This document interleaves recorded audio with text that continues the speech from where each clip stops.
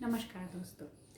आज हम फिर से लेकर आए हैं एक नया टॉपिक जिसका नाम है डबल एंट्री सिस्टम। बहुत इम्पॉर्टेंट है। किसी भी बिजनेस की रिकॉर्डिंग करने के लिए दो सिस्टम यूज़ होते हैं मेनली, सिंगल एंट्री सिस्टम और double entry system. Single entry system में बेसिकली हम जैसे जैसे ट्रांजैक्शन होते जाते हैं वैसे वैसे उन्हें रिकॉर्ड करते जाते हैं। लेकिन डबल एंट्री सिस्टम एक ऐसा सिस्टम है जो ये इंश्योर करता है कि आपकी हर एंट्री से दो पक्ष प्रभावित हुए हैं, बिल्कुल, जिससे हमने चीज़ ली है या सामान लिया है और दूसरा जिसने हमें कैश दिया है या लिया है। हर एक ट्रांजैक्शन के दो एस्पेक्ट होते हैं। तो डबल एंट्री सिस्टम ये कहता है कि आप दोनों अकाउंट्स में या दोनों पक्षों में इसकी रिकॉर्डिंग कीजिए, ताकि यदि किसी ट्रांजैक्शन में गलती हो जाए आपसे, तो आप एक अकाउंटिंग में अगर गलती हुई है तो आप दूसरे उसके पक्ष यानी दूसरे अकाउंट का बैलेंस चेक करके या उसका टोटल चेक करके पता कर सकते हैं कि हमने एरर की है या नहीं की है।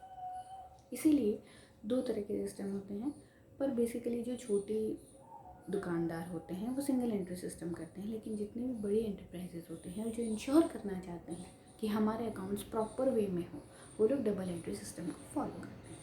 तो डेफिनेशन से शुरू करते हैं। डबल एंट्री सिस्टम की डेफिनेशन होती है systematic recording of financial transactions.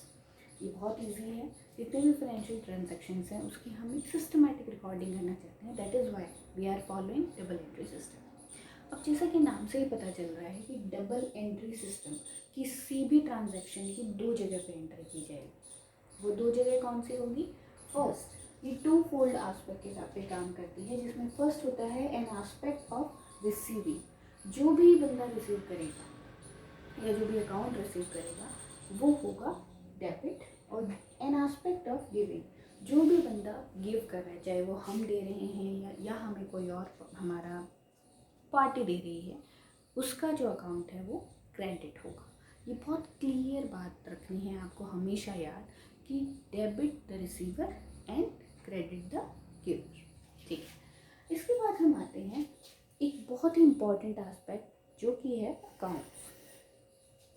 अब अकाउंट्स क्या है? हमने ये पहले भी पढ़ा है जब हमने बेसिक टर्म्स पढ़ी हैं। Accounts is a summarised form of all the transaction done within a year to summarize all the transactions।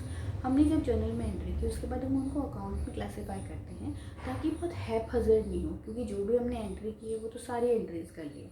अब उन्हें हम मद वाइज यानी कि हर अकाउंट की फॉर्म में उसे अलग अलग क्लासीफाई करेंगे, ताकि हमें पता चले कि राम से हमें इन टोटल कितने रुपए लेने या कितने रुपए देने।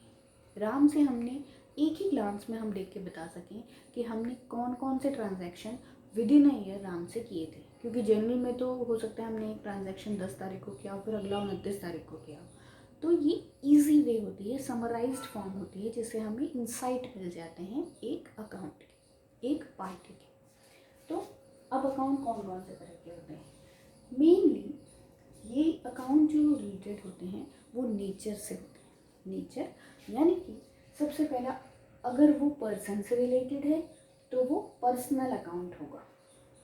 यस, मान लीजिए मैंने राम, श्याम, सीता, गीता कई लोगों से ट्रांजैक्शन किया। कुछ लोग मेरे डेटर थे, कुछ लोग मेरे क्रेडिटर थे, कुछ लोगों से मैंने पैसा लिया।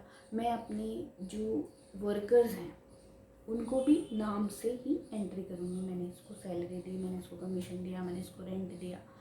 तो जो भी अकाउंट रिलेटेड टू पर्सन्स है that comes under the category of personal account. Fine. Now, personal account को अगर मैं क्लासीफाई करती हूँ तो मैं तीन एस्पेक्ट में करती हूँ। फर्स्ट है आर्टिफिशियल पर्सन। हमने पहले भी टर्म्स में पढ़ा है कि आर्टिफिशियल पर्सन क्या होता है। आर्टिफिशियल पर्सन वो होता है जो नेचुरल पर्सन नहीं। ये तो बहुत नॉर्मल सी बात है, इसे मैं और इलेबरेट कर देती हूँ। नेचुरल पर्सन होता है जो नेचुरल बॉडी होती है, जैसे राम, श्याम, कविता, संचिता, ये बहुत सारे नाम हैं जो पर्सनल अकाउंट है। अब आर्टिफिशियल अकाउंट क्या होता है? मेरा एक सवाल है, आप कमेंट बॉक्स में मुझे कमेंट करके बताइएगा कि कैश अकाउंट मेरा रियल अकाउंट है, ठीक है, लेकिन बैंक अकाउंट मेरा पर्सनल अकाउंट है। इस सवाल का जवाब आप मुझे कमेंट बॉक्स में कमेंट करके बताइएगा कि ऐसा क्यों है। मैं आपको वीडियो के आखिर में इसका जवाब दूंगी, लेकिन आप भी ट्राई कीजिएगा, ठीक है। तो पर्सनल, अब आर्टिफिशियल अकाउंट में वो आते हैं, इसका जवाब मैं आपको बताऊँगी, ठीक है। अब नेचुरल अकाउंट, जैसा कि मैंने क्लियर किया, कोई भी नेचुरल, कोई भी बॉडी है, कोई भी इंसान है, वो पर्सनल अकाउंट में आता है। थर्ड कैटेगरी आती है रिप्रेजेंटेटिव पर्सनल अकाउंट। अब ये क्या है रिप्रेजेंटेटिव पर्सनल अकाउंट? देखिए, फॉर एग्जांपल मैं अपने सारे वर्कर्स को सैलरी देती हूँ, ठीक है। उसमें से कुछ वर्कर्स ऐसे होंगे जिन्हें मैंने सैलरी नहीं दी, कोई भी रीज़न हो सकता है, उनकी इस साल जो सैलरी है वो आउटस्टैंडिंग रही है, यानी हमने नहीं दी है उनको। ये आउटस्टैंडिंग, प्रीपेड, ये सब आप एडजस्टमेंट्स में पढ़ेंगे। अभी आप समझ लीजिए कि आउटस्टैंडिंग सैलरी इज़ व्हाट, जो हमने दी नहीं, जो हमने पे नहीं की।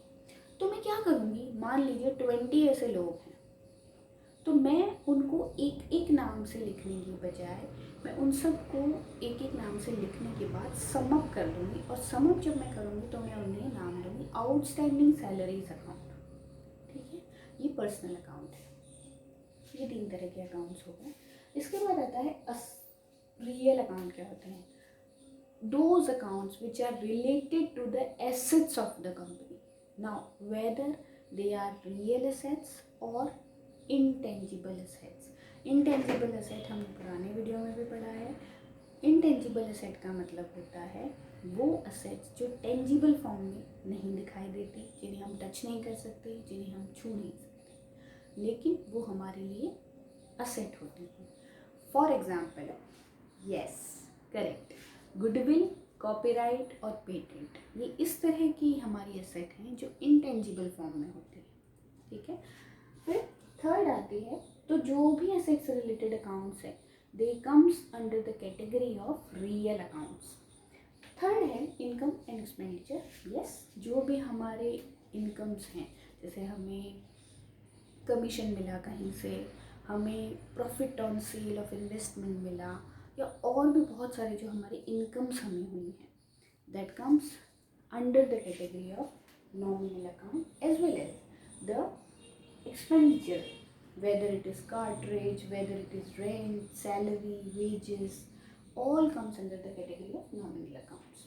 अब जब हमने अकाउंट्स पढ़ लिए तो हम के क्विकली रूल्स ऑफ अकाउंटिंग भी देख लेते हैं। तो देखिए, जब हम पर्सनल अकाउंट की बात करते हैं तो पर्सनल अकाउंट का सिंपल सा रूल है जो कि यही है, आस्पेक्ट ऑफ गिविंग, यानी कि मैं इसको अब चेंज करके लिख देती हूँ, जिसे पैसा मिल रहा है वो debit the receiver and credit the giver. ये सिंपल सा रूल है पर्सनल अकाउंट्स की अकाउंटिंग रखने का। डेबिट द रिसीवर, जिस भी इंसान को कैश मिला, सामान मिला या कुछ भी मिला, उसे हम डेबिट करेंगे, और जिसने भी हमें दिया, उसे हम क्रेडिट करेंगे। फॉर एग्ज़ाम्पल, अब हम इसको एक एग्जाम्पल से समझ लेते हैं। मान लीजिए मैंने सेल करा है सामान। उससे पहले आप सारे अकाउंट्स का रूल समझ लीजिए, क्योंकि जब भी मैं आपको एग्जांपल दूंगी तो मैं उसमें आपको एक और अकाउंट होगा जो कि हमारा रियल या नॉमिनल हो सकता है। तो उससे पहले हमें ज़रूरी है कि हम सारे अकाउंट्स के रूल्स को समझ लें। तो ये आप नोट कर लीजिए, debit the receiver and credit the giver, ठीक है।